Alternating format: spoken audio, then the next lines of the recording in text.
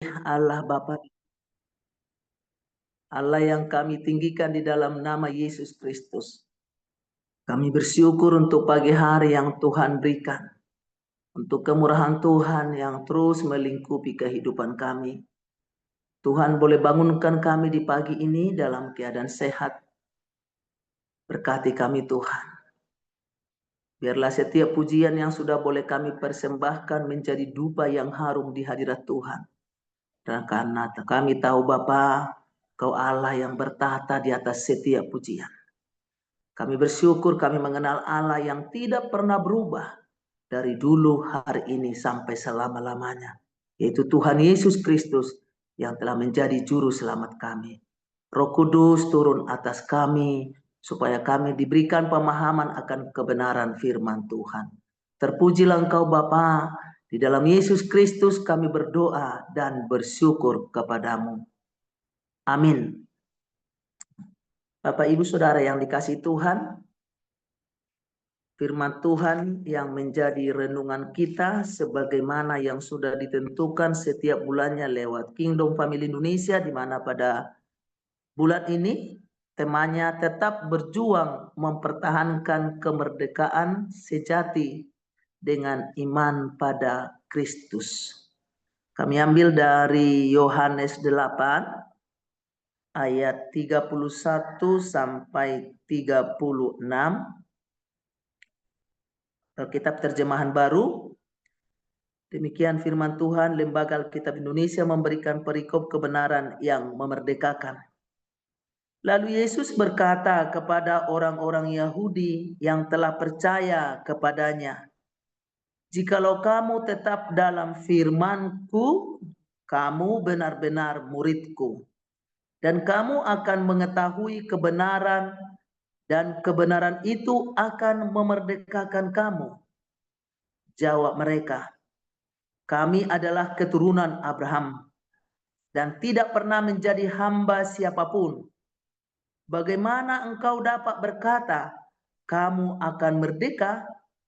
Kata Yesus kepada mereka, "Sesungguhnya aku berkata kepadamu, setiap orang yang berbuat dosa adalah hamba dosa.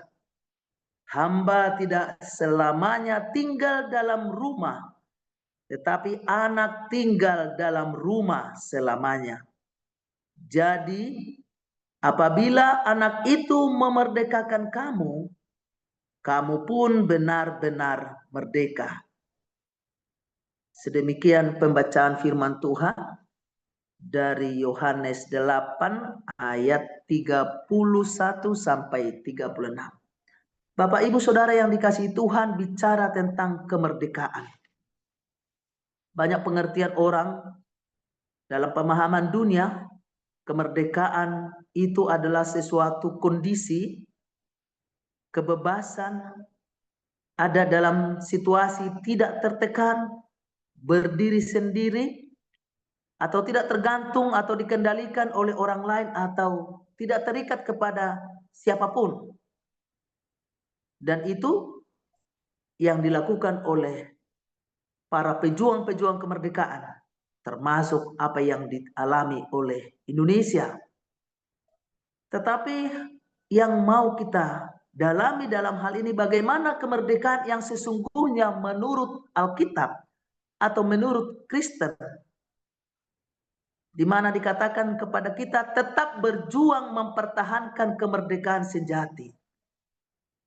Kemerdekaan yang diterima atau yang dinikmati oleh orang percaya bukan kemerdekaan kebebasan seperti apa yang diinginkan oleh dunia, tapi kemerdekaan yang bebas dari perhambaan, bebas dari dosa, bebas dari belenggu maut, yang hanya akan diterima, yang hanya akan didapatkan di dalam satu pribadi, yaitu Yesus Kristus. Yang kedua, lewat kemerdekaan yang disediakan oleh Yesus, itu membuat kesempatan untuk hidup kita bagi orang-orang yang mau dibenarkan, yang sesungguhnya tidak layak, tapi dilayakkan oleh pribadi yang bernama Yesus itu untuk hidup dalam kebenaran, sehingga kita dapat melayani Allah dan sesama sesuai dengan panggilan dan kehendaknya. Kemerdekaan yang seperti apa yang menurut Alkitab? Kemerdekaan dari dosa tadi. Karena sesungguhnya kalau Yesus tidak ada di tengah-tengah dunia ini, kita adalah pewaris kebinasaan. Tapi karena ada anugerah yang dinyatakan oleh Allah di dalam Yesus, yaitu anugerah di dalam Kristus, dan Yesuslah kebenaran itu. Yohanes 14 ayat 6. Akulah jalan dan kebenaran dan hidup, dan tidak ada satupun yang sampai kepada Bapa kalau tidak melalui aku. Artinya Yesuslah pribadi kebenaran itu. Makanya dikatakan tadi di ayat 31, Yesus berkata kepada orang-orang Yahudi yang telah percaya kepadanya, jika kamu tetap tinggal dalam firman-Ku, kamu benar-benar murid-Ku. Bapak Ibu Saudara, firman Tuhan adalah Alkitab adalah firman kebenaran Allah. Lewat firman Tuhan inilah kita mengenal siapa Allah. Lewat firman inilah dia bersabda siapa Tuhan Yesus itu di dalam hidup kita. Ada berbagai macam pemahaman atau mitos tentang pemahaman tentang kemerdekaan. Ada yang berpendapat kemerdekaan itu tidak tunduk pada Tuhan kecuali kepada diri sendiri. Lalu apa yang dikatakan oleh firman Tuhan lewat Yohanes 8 ayat 31 itu tentang kemerdekaan yang sejati sesuai dengan tema kita. Kemerdekaan yang benar-benar sesuai dengan Injil. Apa itu kemerdekaan sejati? Menurut Yohanes 8 tadi, terutama ayat 32 sampai 34, artinya Yesus berkata dalam ayat tersebut, mereka butuh kemerdekaan, sebab yang hidup dalam dosa adalah hamba dosa. Yang hidup di dalam dosa adalah yang hidup di dalam tekanan dan belenggu dosa. Bapak Ibu Saudara, nah bila kita kaitkan dengan arti merdeka dalam pemahaman mitos yang pertama tadi bahwa tidak tunduk pada Tuhan, mari kita lihat bagaimana firman Tuhan di dalam 1 Petrus 2 ayat 16. Artinya kemerdekaan di sini harus sebagai hamba Allah. Bagaimana hamba Allah yang tunduk kepada tuannya yaitu Allah sendiri. Kemerdekaan yang sesungguhnya adalah tinggal di dalam firman Allah. Dan dikatakan tadi, jika kamu tetap di dalam firman-Ku, kamu benar-benar murid-Ku. Bagaimana kita dikatakan menjadi murid Allah jika firman Allah itu tidak hidup di dalam kehidupan kita? Bagaimana kita hidup di dalam kehendak Tuhan jika kita tidak tahu apa yang menjadi tuntunan Tuhan, apa yang menjadi perintah Tuhan lewat Alkitab? Bagaimana kita menghidupi firman Tuhan jika kita tidak tahu apa isi hati Tuhan, tidak pernah bergaul dan membaca apa yang menjadi isi Tuhan di dalam firman-Nya? Bapak Ibu Saudara, dalam Galatia 5 ayat 13 dikatakan janganlah menggunakan kemerdekaan sebagai kesempatan hidup dalam dosa, tapi layanilah seorang akan yang lain. Artinya kemerdekaan sudah kita dapatkan. Dikatakan hidup kita ini bagai seorang pelari. Tetap berjuang. Seorang pelari, dia tidak akan mendapatkan yang namanya medali jika dia tidak berjuang dengan semua perjuangan untuk mencapai finish. Seorang pemenang akan dikatakan menjadi pemenang jika dia melewati semua rute yang ditentukan oleh panitia di dalam perjalanannya. Apabila dia mengikuti dengan segala rintangan, dengan segala perjuangan, dan dia bisa mempertahankan itu sampai ke finish, dia setia sampai akhir, di sanalah dia akan mendapatkan yang namanya piala atau piagam.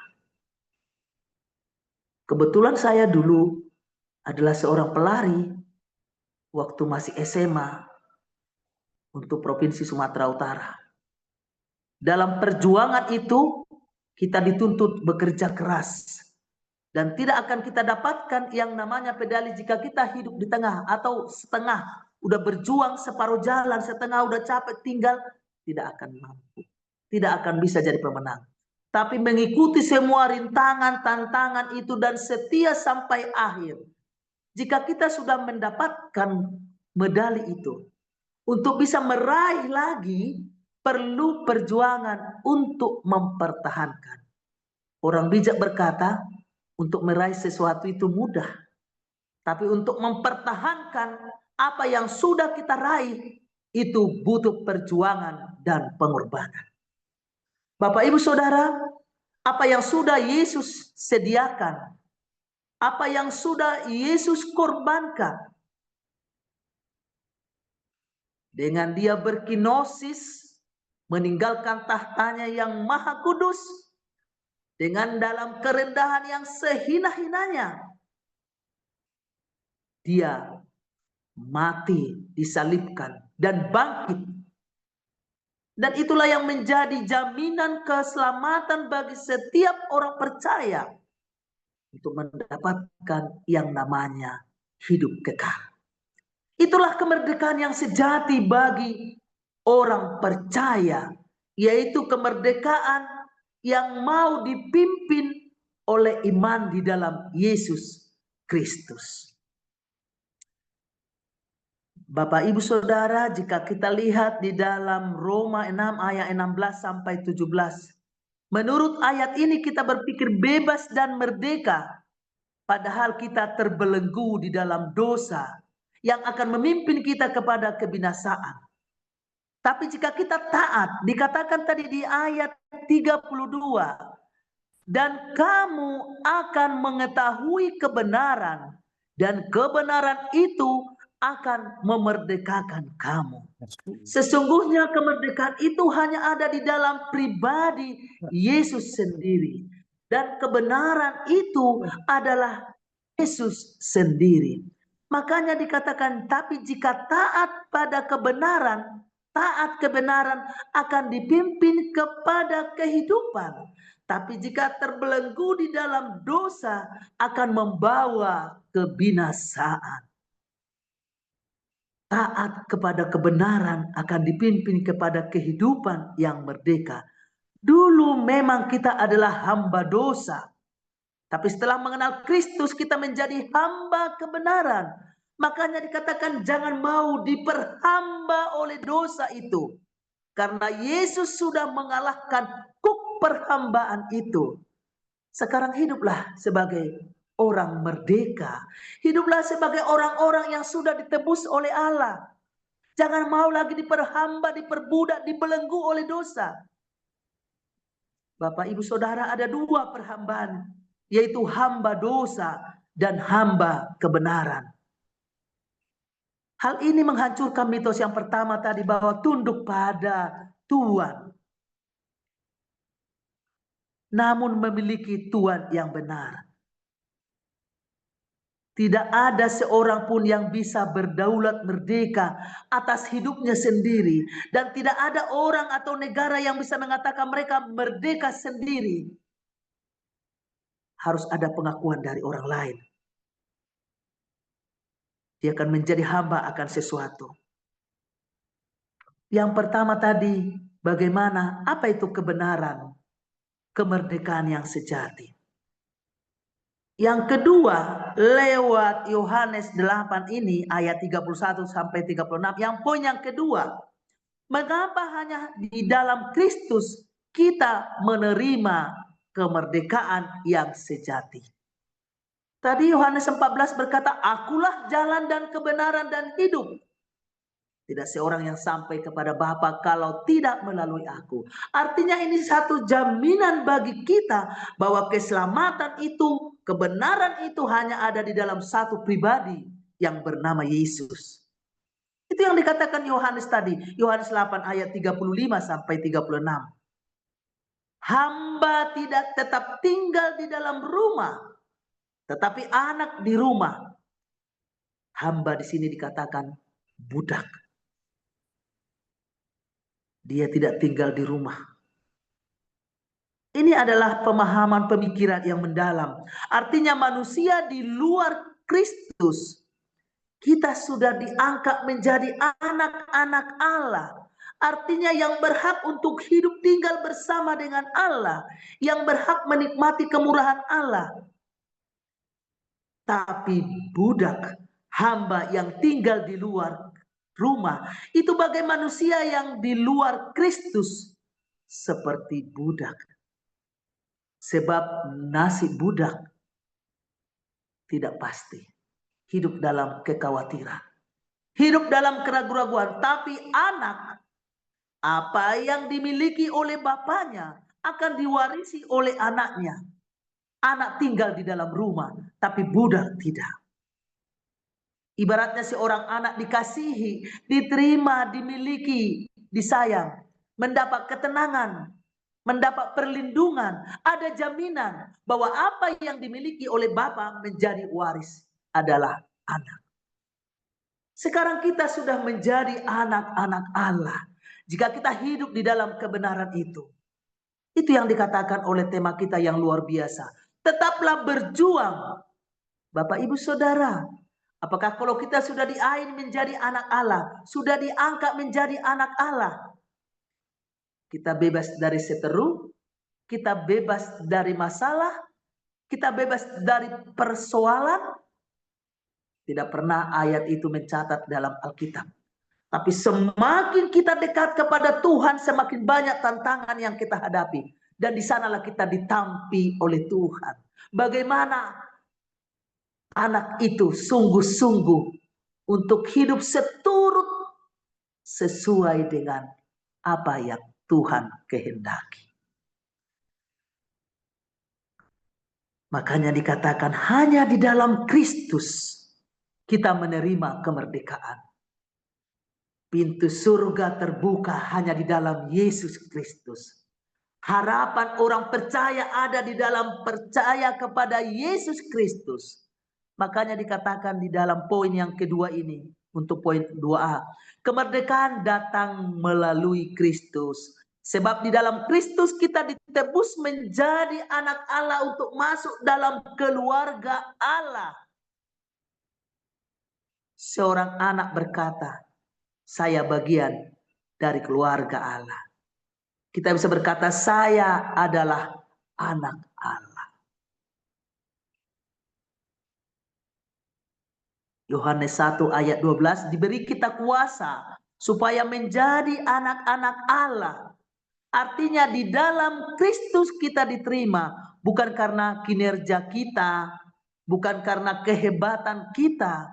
Sesungguhnya kita tidak layak karena kita hidup di dalam dosa. Tapi karena Kristus yang melayakkan kita, maka karena itulah dikatakan keselamatan itu, kemerdekaan itu hanya ada di dalam satu pribadi yang bernama Yesus Kristus. Semua bukan karena kita. Efesus 2 ayat 8 sampai 9. Jangan ada yang memegahkan diri. Bukan dengan usahamu, tapi karena kinerja Kristus. Karena anugerah Allah yang diberikan kepada manusia. Untuk dia layak dikatakan sebagai anak Allah. Di dalam kebenaran itu yang dimerdekakan melalui Kristus. Poin yang kedua di nomor 2 ini. Kebenaran membebaskan kita dari tuduhan dan dakwaan dosa masa lalu. Kita tidak terbelenggu lagi di dalam dosa masa lalu. Dikatakan barang siapa yang percaya, dia akan diselamatkan. Tapi tetap kerjakan keselamatan.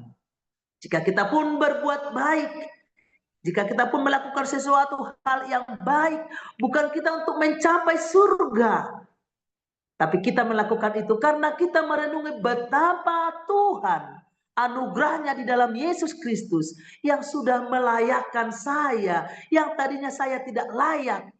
Makanya kita melakukan buah-buah roh itu. Bukan untuk mendapatkan surga, Keselamatan sudah Tuhan Yesus sediakan, di mana Dia telah mati yang selayaknya saya, saudara yang akan disalibkan di sana. Tapi dengan kasih-Nya yang agung, makanya dikatakan, akulah jalan dan kebenaran dan hidup, hanya di dalam Yesus Kristus. Makanya dikatakan oleh tema kita, kemerdekaan sejati dengan iman pada Kristus, karena pondasi iman kita itu hanya ada dalam Kristus. Kita dimerdekakan dari semua hukuman dosa dan belenggu maut. Dalam Kristus kita dimerdekakan dari ketakutan, dari kekhawatiran, dari ketidakpastian. Sebab kepastian hanya ada di dalam satu nama itu. Dalam 2 Korintus 10 ayat 5, kami menawan segala pikiran dan menaklukkannya kepada Kristus. Artinya meletakkan ketaatan kita kepada satu pribadi tadi. Di sanalah kita berjuang dan berjuang. Banyak godaan. Tadi saya katakan tidak ada dalam Alkitab, semakin dekat kepada Tuhan, kita terbebas dari masalah. Tapi lewat masalah pun Tuhan bisa berkarya. Tuhan bisa membentuk kita untuk menjadi pribadi yang menyenangkan hati Tuhan. Artinya melalui ketaatan Dia, di mana dulu kita tidak taat, tapi kita ditebus sehingga kita menerima status baru sebagai anak-anak Allah. Sebab di dalam Kristus kita mempunyai kekuatan mengalahkan segala dosa kita. Hati nurani kita bisa jadi jernih, bisa dipulihkan kembali.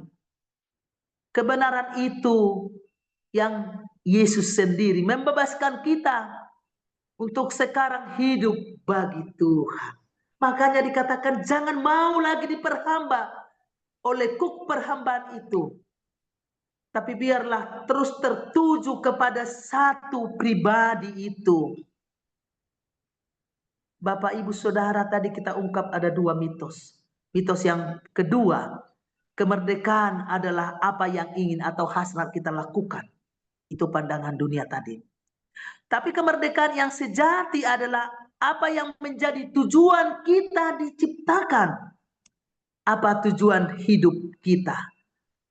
Tentu kita setiap orang diciptakan Tuhan bukan untuk kita. Tak satu pun hidup untuk dirinya sendiri. Kita bukan hidup untuk menyenangkan diri kita, untuk memuaskan hasrat kita, tapi kita hidup untuk tujuan. Sebagaimana Allah mendesain kita dari awal sejak kita dicipta. Hanya satu tujuannya, untuk kemuliaan Dia. Untuk itulah kita dipakai oleh Tuhan. Untuk memuliakan Allah dan menikmati Dia di dalam hidup kita selama-lamanya. Menikmati persekutuan di dalam Tuhan selama-lamanya. Roma 11 ayat 36, Allah pencipta segala sesuatu, semua berasal dari Allah. Artinya Tuhan memerdekakan kita kembali ke desainnya yang semula. Yang walaupun manusia sudah jatuh di dalam dosa, tetapi Tuhan membuka jembatan itu. Yesus telah memulihkan kembali, menyatukan kembali kita yang rusak. Kita yang tidak layak tadinya dilayakkan oleh Dia. Kita ditebus dengan barang yang termahal, dengan darahnya yang kudus. Kita dijadikan baru, diangkat menjadi anak, dan kita didamaikan dengan Allah. Dialah kebenaran itu. Maka dari itu Bapak, Ibu, Saudara dikasih Tuhan, begitu besarnya perjuangan yang dilakukan oleh Yesus. Makanya banyak godaan yang membuat kita untuk jatuh tadi. Tapi suara Yesus seperti lagu pujian tadi selalu lembut memanggil kita. Agar kita mempertahankan. Meraih itu mudah. Tapi mempertahankan kemerdekaan yang sudah Tuhan sediakan. Tetaplah teguh di dalam iman kepada Kristus Yesus yang menjadi pondasi hidup kita. Yang ketiga, bagaimana dapat teguh di dalam kemerdekaan Kristus. Jika kita baca tadi di Yohanes 8 ayat 31, terutama yang B sampai 32, tetap dalam firman, benar-benar jadi murid, dan kita mengetahui kebenaran akan memerdekakan kamu. Firman Tuhanlah tadi yang menjadi pondasi kita. Untuk menjadi muridnya, hidup di dalam firman-Nya. Karena disinilah kita diingatkan, disinilah kita diperbaharui, lewat inilah kita diingatkan, ditegur, lewat inilah kita dibimbing dan dituntun. Tapi bagaimana seperti yang saya katakan, kita dikatakan bisa hidup di dalam firman Tuhan jika kita tidak pernah menjalin persekutuan dengan Tuhan. Bagaimana kita bisa menjadi murid jika kita tidak tahu apa yang dikatakan oleh guru kita kepada kita lewat firman-Nya, lewat perintahnya, lewat sabdanya. Bagaimana kita mengenal siapa Tuhan yang kita sembah jika kita tidak memberikan waktu kita, menyediakan waktu kita untuk bersekutu, berkomunikasi intim dengan sumber kebenaran itu. Padahal di sanalah kita dimerdekakan. Di sanalah kita mengenal pribadi siapa Yesus yang kita sembah. Di sinilah Yesus mengajarkan kepada kita prinsip disiplin rohani. Disiplin rohani agar kita belajar menghidupi. Tadi sudah disediakan oleh Yesus. Yang tadinya kita tidak layak menerimanya karena ini manusia berdosa. Tapi dilayakkan oleh Allah. Tapi bagaimana kita merenungi bagaimana besarnya pengorbanan. Besarnya kasih keselamatan yang Yesus sediakan. Lewat inilah kita belajar. Untuk menghidupi status kita yang baru. Yang telah diangkat kita menjadi anak Allah. Belajar sebagai orang yang sudah diterima, diselamatkan, dan menjadi keluarga Allah.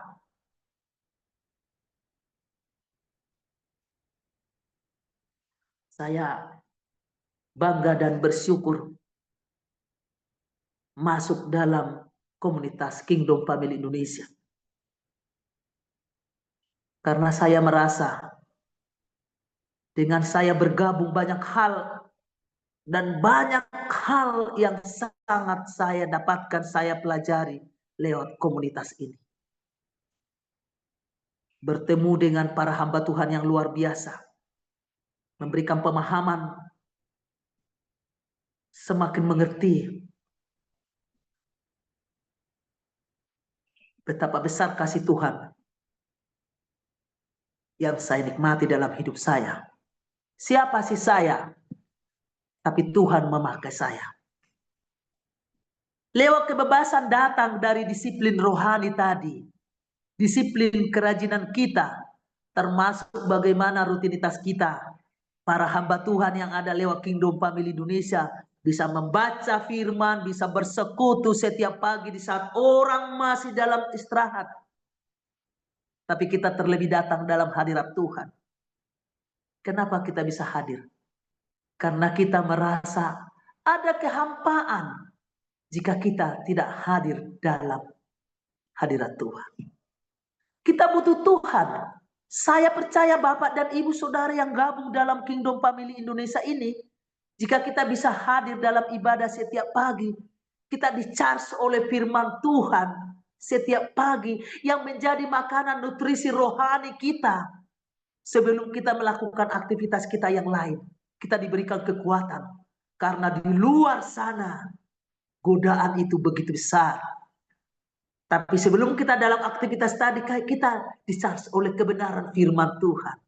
Sehingga di saat kita nanti akan melaksanakan aktivitas kita, kita punya kekuatan baru untuk mampu melawan penguasa-penguasa, pengejek-pengejek, kekuatan-kekuatan di luar Tuhan. Tapi bagaimana kita kuat jika kita tidak dibekali oleh kebenaran firman itu sendiri? Makanya saya bersyukur saya diberkati lewat Kingdom Family Indonesia. Membuat Injil itu mengenal Kristus yang mengasihi kita.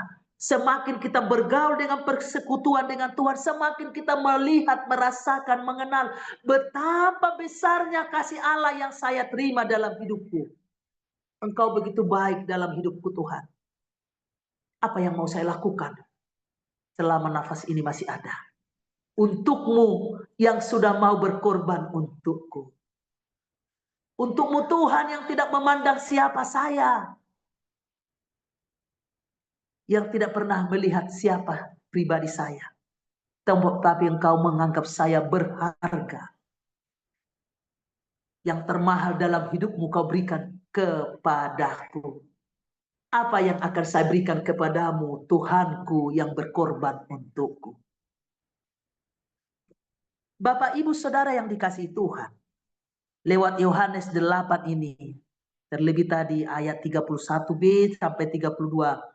Kata tetap dalam firmanku.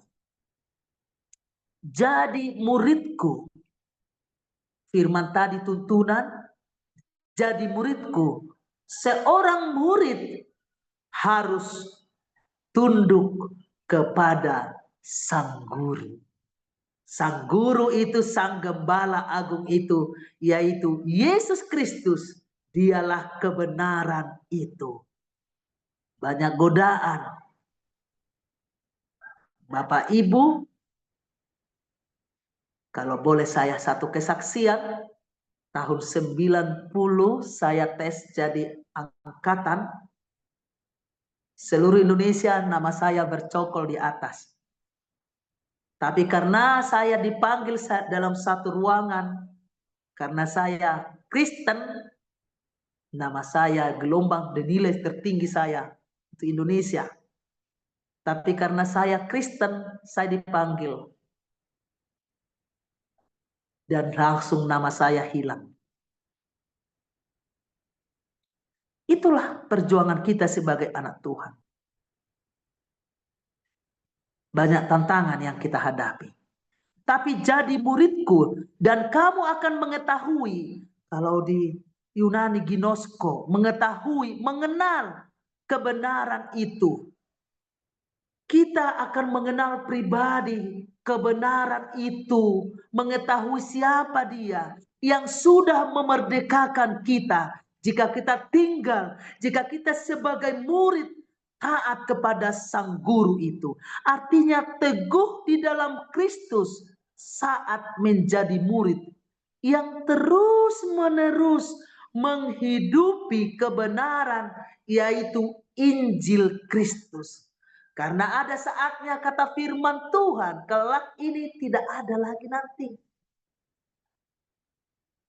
Tapi bagaimana di saat kesempatan ini masih ada, kita jumpai di mana-mana. Saya lebih senang mau di gereja atau di mana, tetap dengan ini. Walaupun memang di laptop atau di HP sudah banyak, tapi nggak tahu Bapak Ibu, saya lebih terberkati jika saya membaca lewat Alkitab. Buku ini yang saya bawa terus. Walaupun sudah banyak di laptop atau apa, perasaan saya lebih abdol. Teguh di dalam Kristus saat menjadi murid. Selalu terus menerus. Berarti tidak situasional. Hidup kita ini tantangan terus. Bagaimana kita lihat perjuangan anak-anak Tuhan. Tapi kita diingatkan untuk terus menerus menghidupi kebenaran Injil Kristus. Apakah kita mampu dengan kekuatan kita sendiri? Wow, tidak. Mungkin pernah kita merasa, oh saya hebat, saya bisa. Tapi tahu Bapak Ibu, kita semua terlahir dengan keterbatasan. Tak satu pun yang sempurna. Karena kita tidak sempurna itulah, kita butuh yang sempurna. Apakah kita mampu dengan kekuatan, kehebatan kita? Tidak. Tapi ada roh penolong. Ada Roh Kudus yang memampukan kita. Ada Roh Kudus yang menuntun mengajari kita. Terkadang kita merasa mampu, terkadang kita gagal, terkadang kita tidak konsisten, terkadang kita lelah. Lalu bagaimana agar kita tetap teguh? Kembali pada ayat firman Tuhan tadi. Kebenaran di sini adalah pribadi Yesus Kristus. Dialah jalan satu-satunya.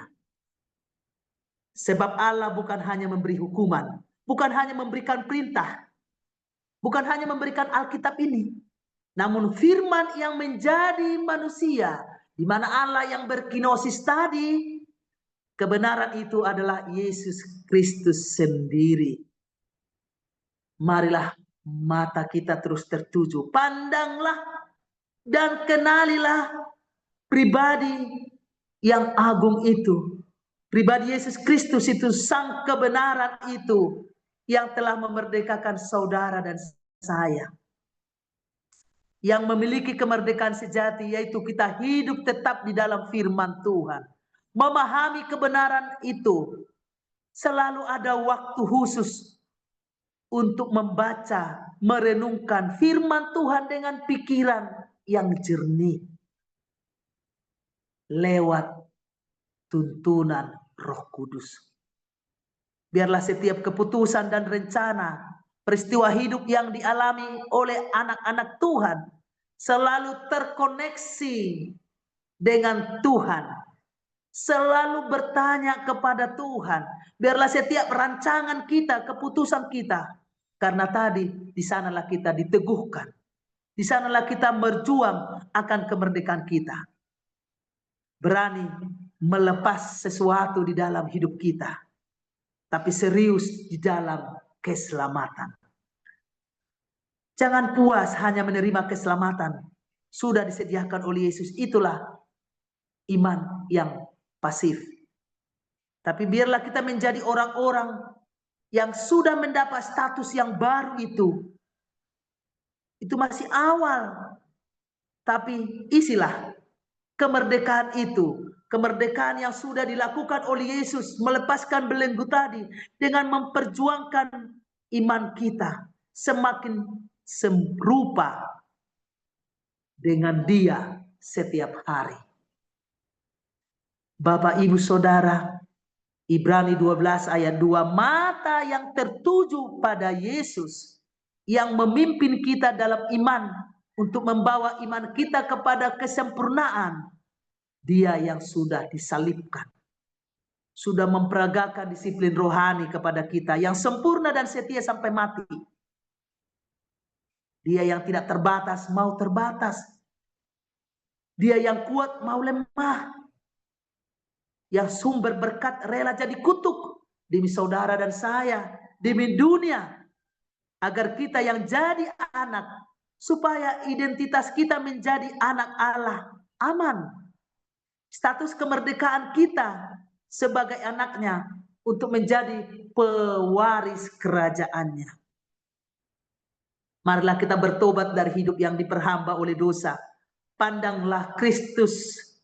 Renungkanlah Injil firman-Nya, sebab hanya dalam Yesus kita ditebus, dimerdekakan untuk menerima status baru sebagai anak-anak Allah. Tetaplah berjuang di dalam iman. Pasti akan muncul pengejek-pengejek, pasti akan muncul masalah.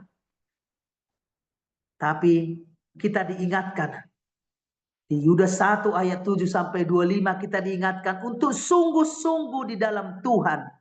Sungguh-sungguh, tidak setengah hati, tidak mudah-mudahan, tapi sungguh-sungguh percaya, sungguh-sungguh di dalam kasih, sungguh-sungguh di dalam peribadahan, sungguh-sungguh di dalam pengharapan, sungguh-sungguh menanti dengan setia, sekalipun banyak tantangan, setia dan taat kepada Gembala Agung yang sudah memerdekakan kita, membangun diri kita masing-masing atas dasar iman yang suci, tekun di dalam doa, dalam bimbingan Roh Kudus. Biarlah firman Tuhan terus hidup di dalam kehidupan kita. Kita diperbaharui setiap hari. Semakin sering kita mendengar firman Tuhan, semakin bertumbuh, semakin memahami siapa kebenaran itu yang sudah memerdekakan kita. Semakin cinta sama sang kebenaran itu. Setia di dalam pengharapan, semakin mengerti, semakin menyadari cara dan karya Allah yang telah menyediakan keselamatan yang begitu mahal yang diletakkan di dalam hidup kita, sehingga kita tidak mempunyai keraguan-raguan. Seberapapun lamanya kita ada di tengah dunia ini, tapi kita percaya surga menjadi bagian kita. Kita kerjakanlah terus keselamatan kita. Iman kita bertumbuh, pengetahuan kita akan firman Tuhan semakin bertumbuh, taat dan setia kepada Allah, tekun di dalam doa, dalam bimbingan Roh Kudus. Apa yang menjadi implikasi karya Injil pada kita lewat Yohanes 8?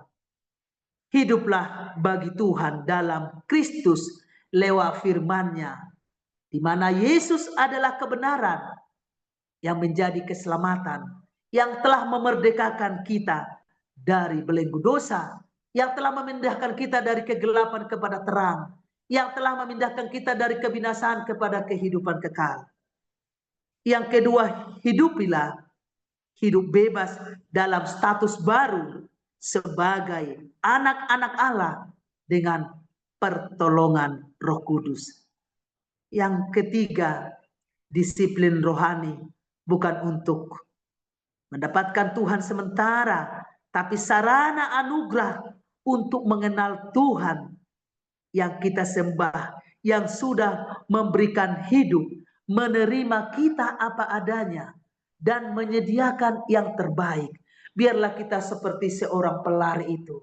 Di dalam perjuangan kita banyak tantangan, tapi pandanglah Yesus itu yang sudah menyediakan hidup kekal. Jika kita setia sampai akhir, sebagaimana janjinya, Dia adalah Allah yang setia. Mahkota kehidupan menjadi bagian setiap orang yang percaya. Tetaplah berjuang dan berlari, mempertahankan kemerdekaan sejati kita di dalam iman kepada Kristus lewat kebenaran itu, yaitu Yesus sendiri. Sekali Yesus, tetap Yesus, setia sampai akhir. Tetaplah jaga diri, jaga iman di dalam Yesus, sambil kita setia menantikan kedatangannya yang kedua, supaya kita semua menikmati, menerima mahkota kehidupan yang Tuhan sudah sediakan bagi setiap orang yang percaya, sehingga kita dipanggil oleh Allah untuk masuk bersama-sama dalam kerajaannya, menikmati persekutuan dengan Allah Bapa kita. Tuhan Yesus memberkati kita, Roh Kudus memampukan kita. Amin. Kita berdoa. Terima kasih Allah Bapa di surga untuk waktu yang Tuhan berikan kepada kami.